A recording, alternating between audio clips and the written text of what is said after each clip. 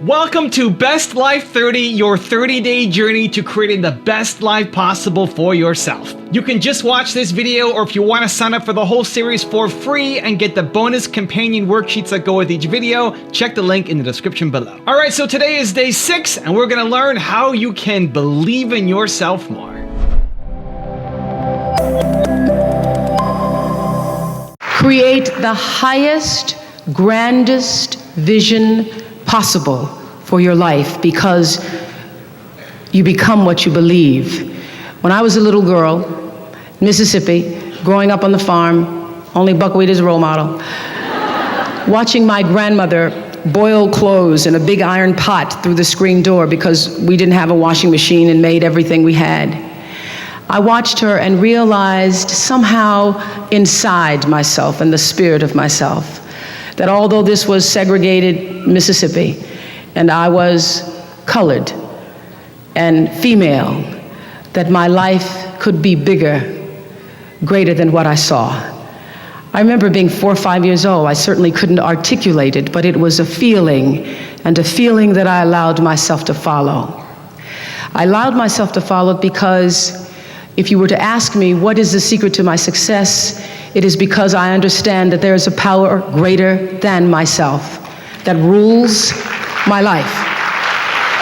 And in life,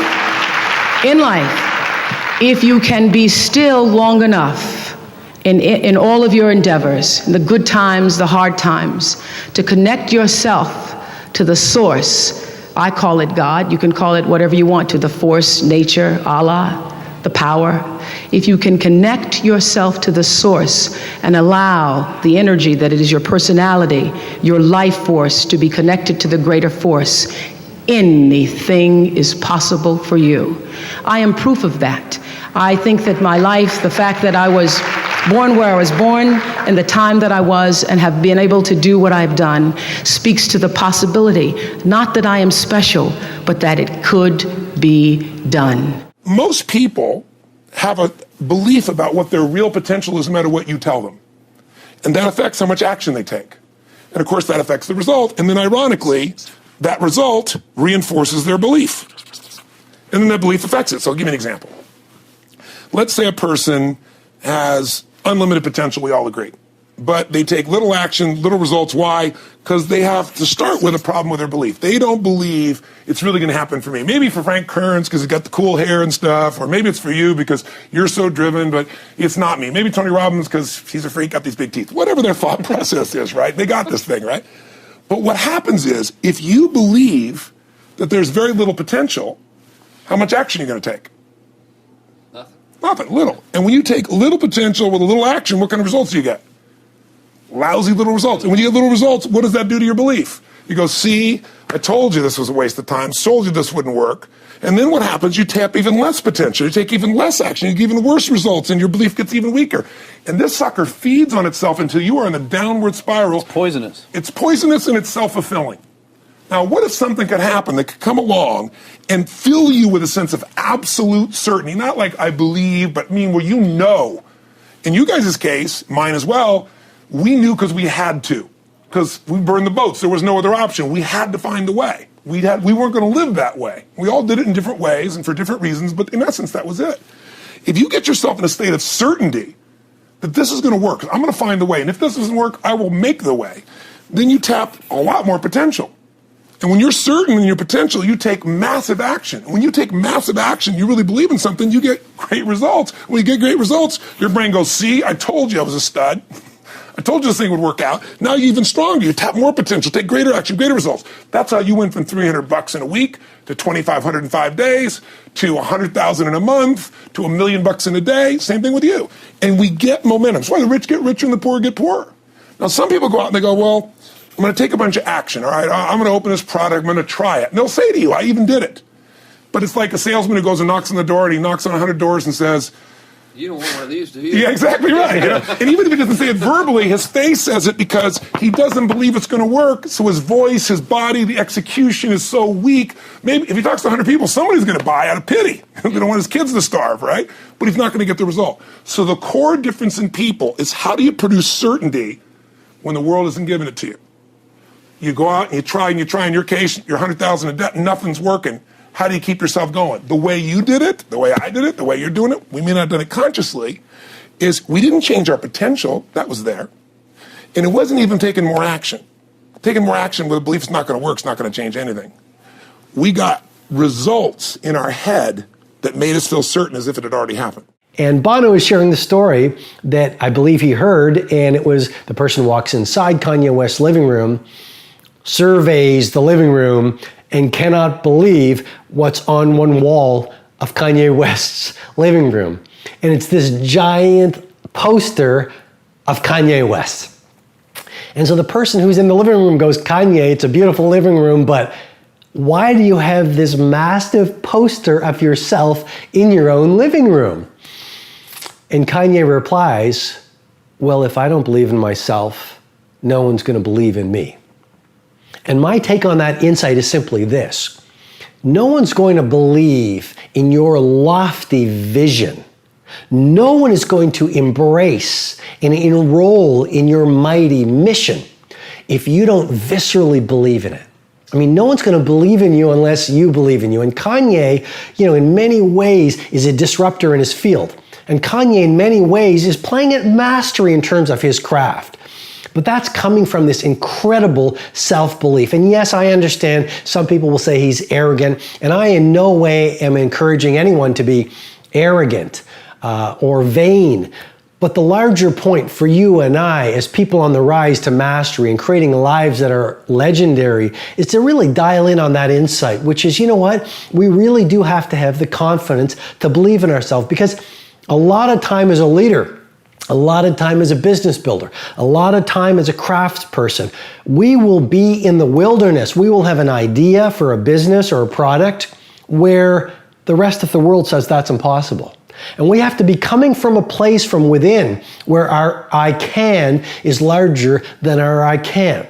You absolutely must do the interior work required where you have these fiery levels of confidence where when the world is saying, you know what, I dismiss your vision or that is impossible, you have to be that lone voice who goes, no, you know what, it is possible, and just watch me do it.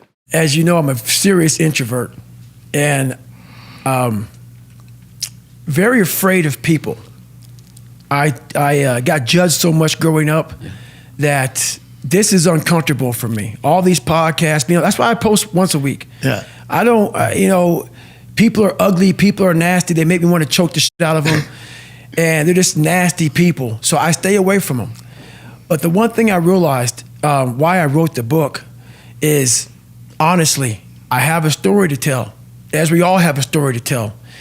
And what I realized on my journey was a lot of us don't believe that we can achieve the impossible. And along my journey, I started realizing, man, I got to tell some people about this shit, man. Like, I discovered something that some people have, but they don't even know. All of us have it. But along this way, I wasn't, like I said, I wasn't a theorist. I became a practitioner. And I was like, my God, I'm busting down so many barriers of, like, I have a learning disability. Okay, but I'm catching up with everybody. I figured that out. I figured out all these negative things in my life that were keeping me in this hole. I'm like, I gotta tell people, man, that, hang on a second, man. You can achieve the absolute impossible. You don't need great parents. You don't need like a private school. You don't need to have this humongous GPA and all this other shit. What you need is the one thing I talk about in my book, which is straight up brutal work ethic. You have to be willing to outwork everybody in the world. And that's the hard part. Second thing is your beliefs, essentially the beliefs that you hold about yourself, about your capabilities, about money, whether you have beliefs that attract money to you or that repel money, whether that you have beliefs that allow you to move through barriers and obstacles or beliefs that cause you to shy away from barriers and obstacles. And the beliefs that we have really control our actions. We don't typically go at things or do things that we believe we're not good at. We don't take actions if we think we're going to fail. We shy away, and then of course we don't say that we're scared. We come up with a story. So the sort of these negative, these limiting beliefs instigate the telling of bullshit stories to ourselves, right? And it holds us back from success. So the idea is to understand what your core limiting beliefs are, and then to actually break those beliefs. And you can do that. It's not that difficult to do it. Do it in a seminar setting. You break the limiting beliefs and you essentially empower somebody by helping them install their own beliefs in themselves. In other words, your beliefs are malleable. You can change them. So the idea is to essentially retrofit your beliefs to serve you and your outcomes.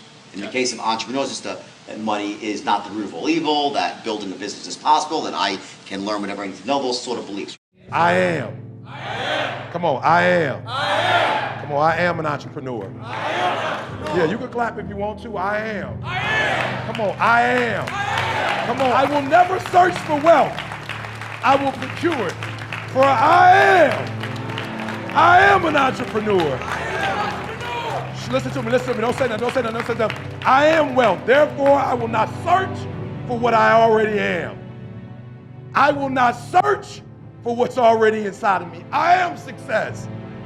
I can. I will.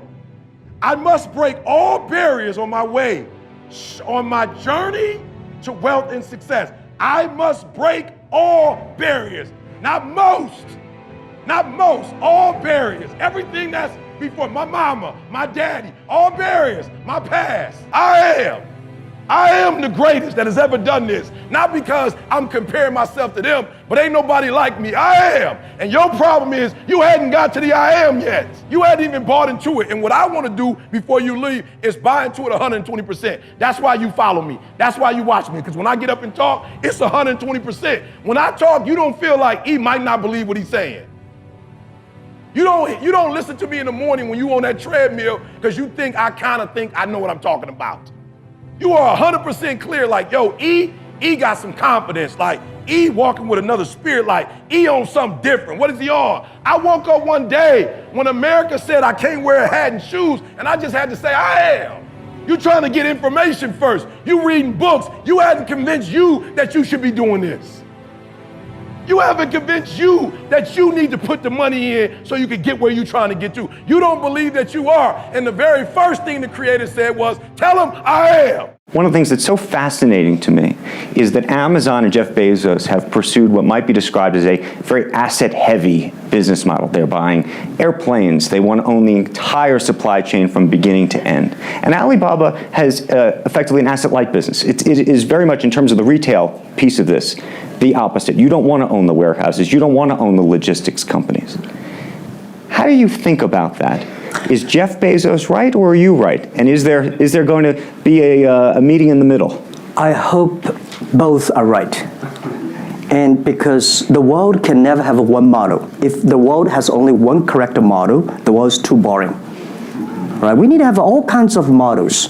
And the people who do the model should believe in the model. And I believe what I do. Right? The difference between Amazon and us. Amazon is more like an empire. Everything they should control themselves, buy and sell. And our philosophy is that we want to be an ecosystem.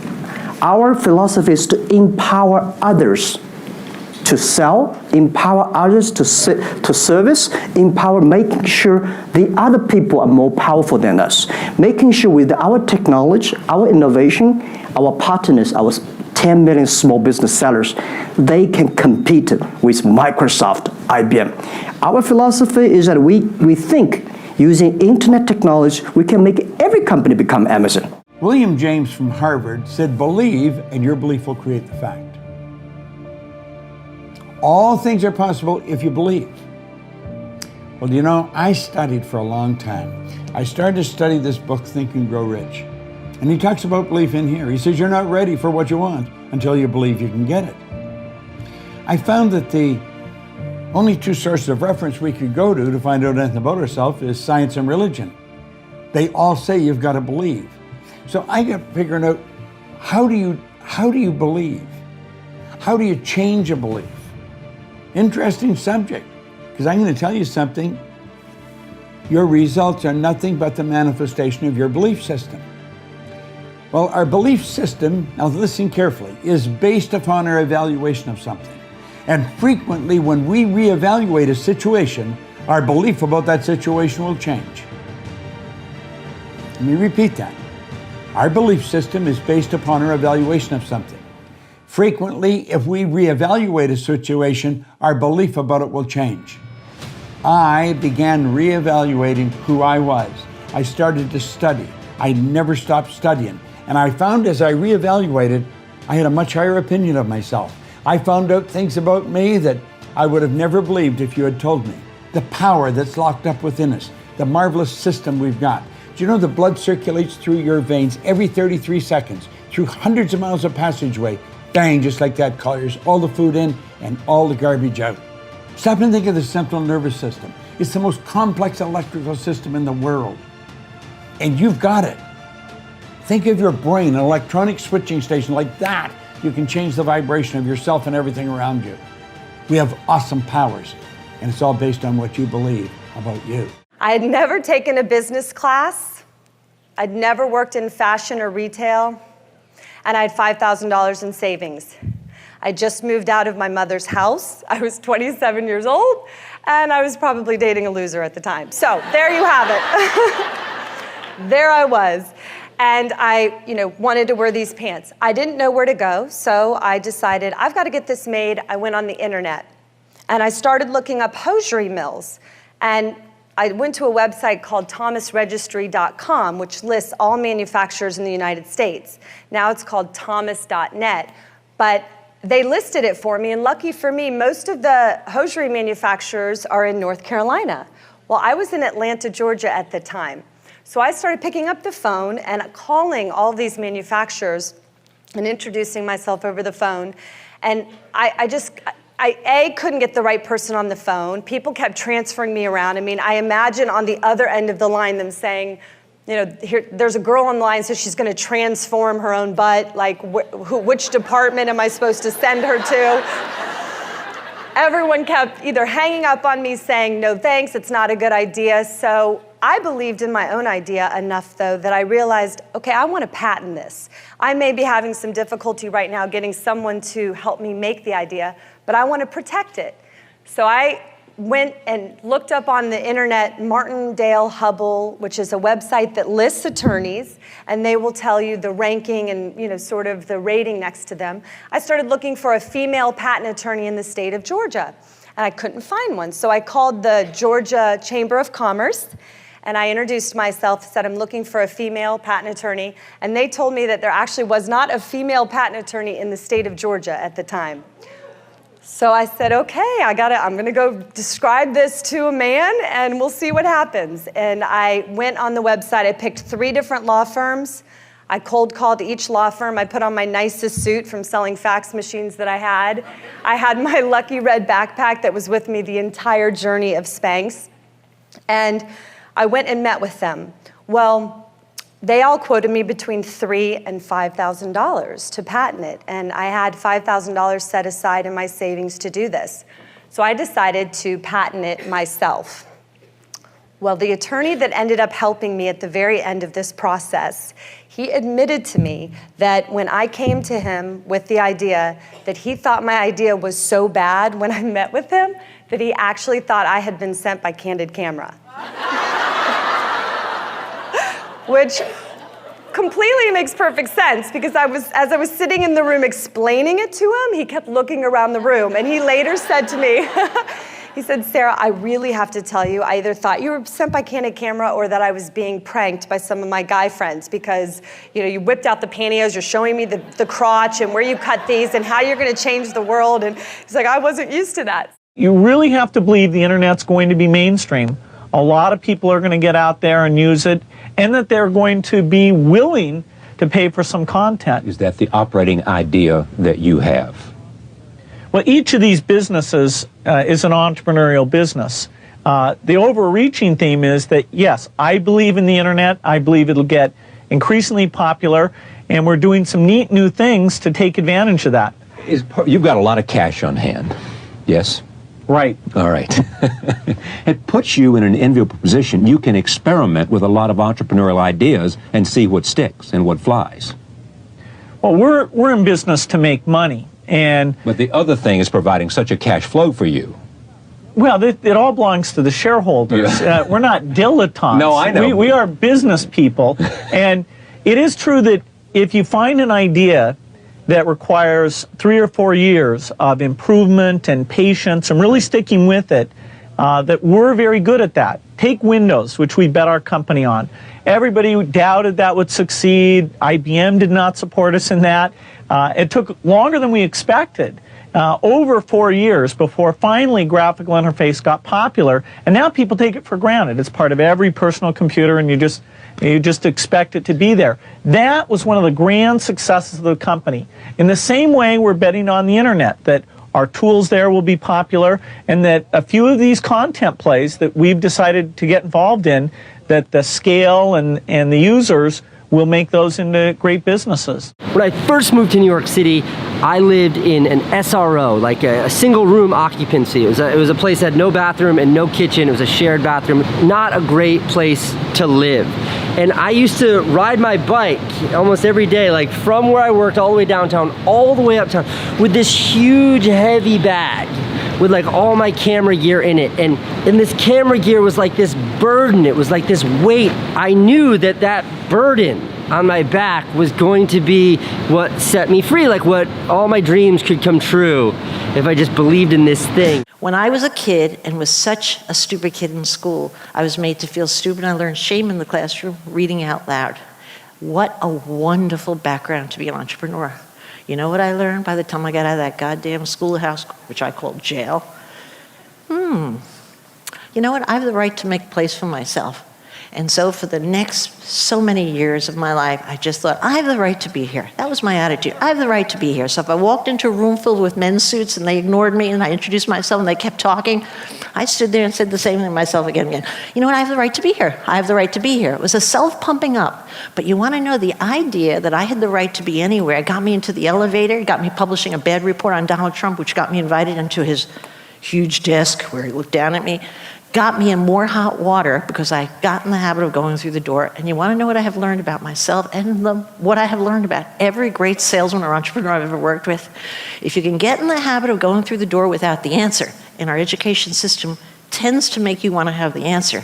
If you walk through that door, people are amazingly smart. Once you're in there in hot water, you discover the answer. Every time I could discover the answer on my feet that I didn't have outside the door. I don't know if you heard, a couple of years back, there was a maintenance guy who rescued a boy off a subway train, ready to run them over. He jumped in and rescued the kid. And when he was interviewed for the whole week and given the key to the city, you know what he said? I didn't know I was a hero. He was a hero, right? I have found walking through every door, believing that I'm going to go through the door or jump out the window, I'm going to learn how to fly on the way down. And you want to know, I have always had my best successes. And so I wholeheartedly believe in the belief that all of us have the right to be there. Ask for what we want. We all can be rich. We could all put our dagger in the sand or whatever that thing is called and say, that's me, I'm going for it, what the heck. And I don't think it's a reserved right for anybody. And that attitude has been more responsible for building my business and my career than any other thing. What I find is a lot of people are really insecure about themselves. They don't think they're as interesting as they are. So many people be so quick to make money off other people's experience. Like, yo, but you got your own. Like, what's the purpose of that? It makes no sense. Say that again, yeah. And that's what I had to do. That's what you had to do. Right. Once we started to believe in ourselves, we work a little harder, but you end up reaping all the benefits on it on your own terms. And it feels 100% good, and you can control the people you around, and it makes the most sense. Lack of belief. It'll steal your dream. You got to know you're going to win. You got to have some faith. These people sitting around you right now, they're whispering to you, you could do this. I believe you. Just like when you were a little boy, just like when you were a little girl. They've always believed in you. They've always known you were going to do something special. They always knew you were great. You need to know it. You need to take that God that's sitting there with you and those precious souls that have passed, that have always believed in you, and you carry them with you everywhere. They're with you anyway. Acknowledge them. If you don't believe that, honor them. Honor God. Honor these people who believed in you with your magnificent life. Honor them. Don't give in to lack of belief, lack of confidence. Don't ever do that again. Don't do it in WFG or out of WFG. You were made to do something great. You're special. You were made in the image of God. Something awesome's supposed to happen for you. And those of you that have made something awesome happen, something even more awesome's supposed to happen for you. A few months ago when we were working, I signed a deal for a TV show a few weeks ago, and they were doing research, and we discovered that where I lived in 1972 on 27th and Lexington when I first went to Wall Street. It's now been torn down. We used to call the building the Bed Bug. Probably some of you live in the Bed Bug now. And then 12 years later, I was living in the castle. 12 years. Yes, was a castle on my affirmations? Yes. Was a castle on my goals? Yes. Was a castle in my prayers? Yes. But I thought the castle was going to have a moat and have all kind of neat stuff. It doesn't have a moat, but it's a pretty neat place for those of you that have looked at it in Google. Because I continue to believe. I continue to believe. So I've gone from the barrio, that's where my house used to be, behind that chain link fence, and you can see between me and that brick wall isn't very much space. We had an 800 square foot house. I think that's 75 square meter house. Even some of you probably live in bigger houses than that. And of course, there I am with my lovely wife on my 75th birthday. I needed a new Rolls Royce like I needed AIDS. So what did my wife give me for my 75th birthday? A Rolls just like the Queen has. So when we drive by, I go, just like she does.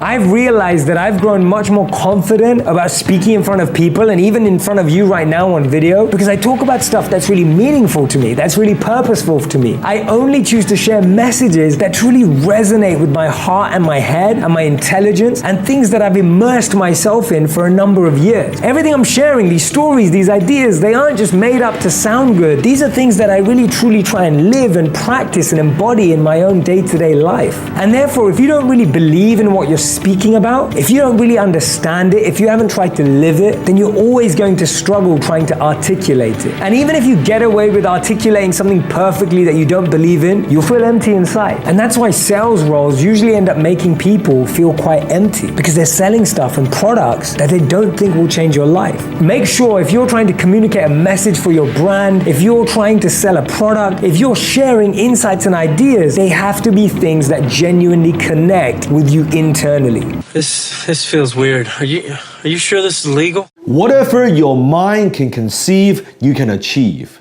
But sometimes, what if you don't have that belief yet? What if you're just getting started? What if you haven't built up that confidence? I remember years ago when I was just getting started and I was already running my own one-man advertising agency. And one time I was having lunch with my mentor, Alan. And after lunch, I was driving back to his place. And in the car, I was asking him a question. Now, at the time, my English name was actually Daniel. Daniel. So it's Daniel Locke.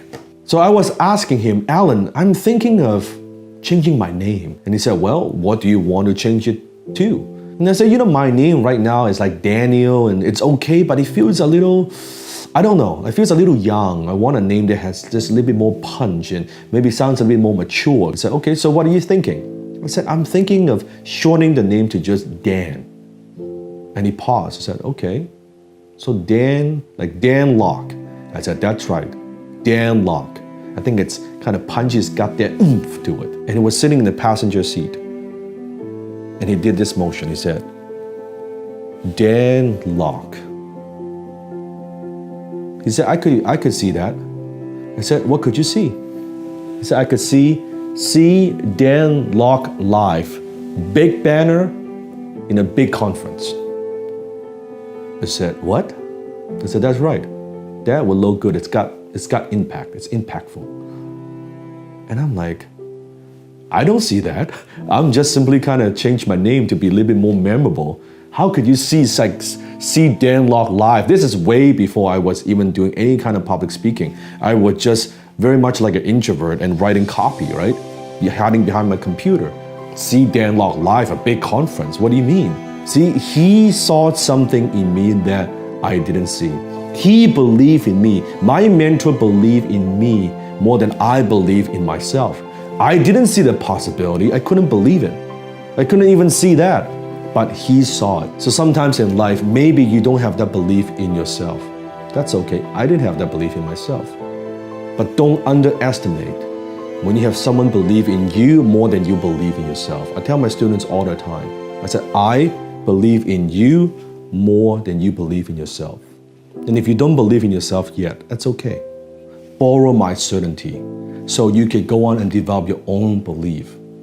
And someday, maybe you can use that belief to achieve what you want. My wife, Jenna, who is not just a supportive partner, but really just the co-creator with me. We dream up these projects together. We build a nonprofit around inspiring young people and kids. There's tons of public schools, hundreds of thousands of public schools kids following along this project at the time. And that's really where our passion lies, around health and wellness. Now we can talk more about that later. But anyways, I call home to Jenna and I say, Jenna, I just summited Everest. We got one mountain to go. And she goes, okay, great. Like, how are you feeling? I'm like, well, I'm exhausted. I'm still up at 26,000 feet. It's going to take me a few days to get down and we can regroup for this next mountain. And she goes, yeah.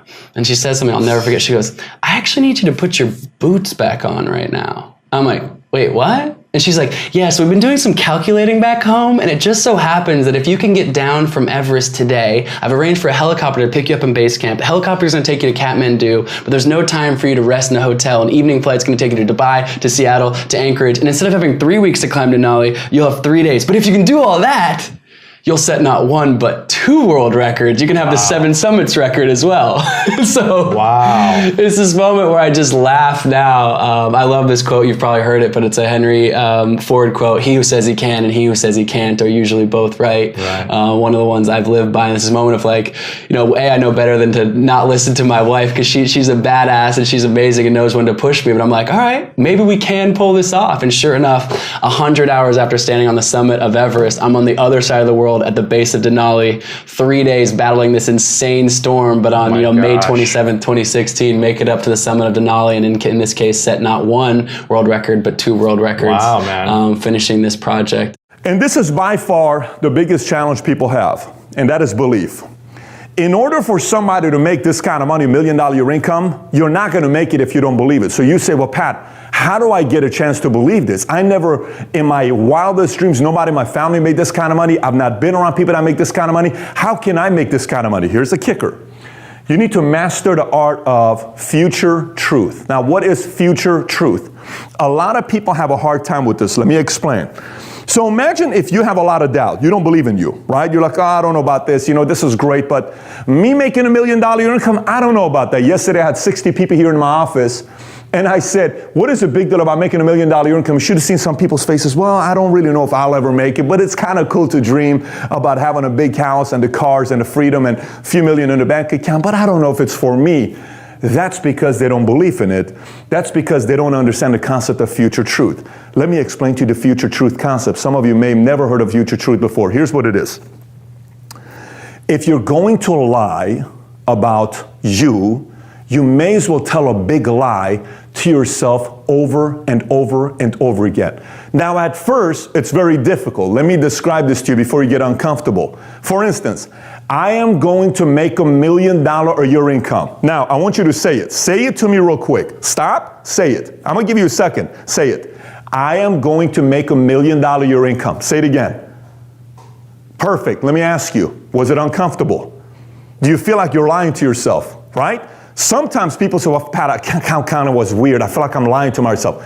If you say, I am amazing, I'm meant to do something big with my life, I'm the guy that's going to go out there and be the hero to my family, that's difficult for some people because they're lying. But it's a current lie, but it's not a future lie. It's a future truth.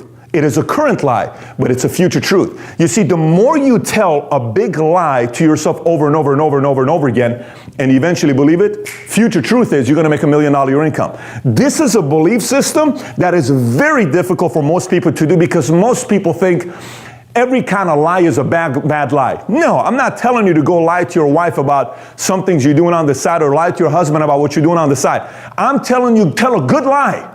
I'm going to make a difference in the world. And you don't believe it. But say it 1,000,000 times. You're going to end up believing it. I'm meant to do something special in my life. There's no way in the world God put me on this planet to just be a regular guy. No way. The blood in here is boiling. I want to do something big with my life. This guy was put on this planet to make a difference.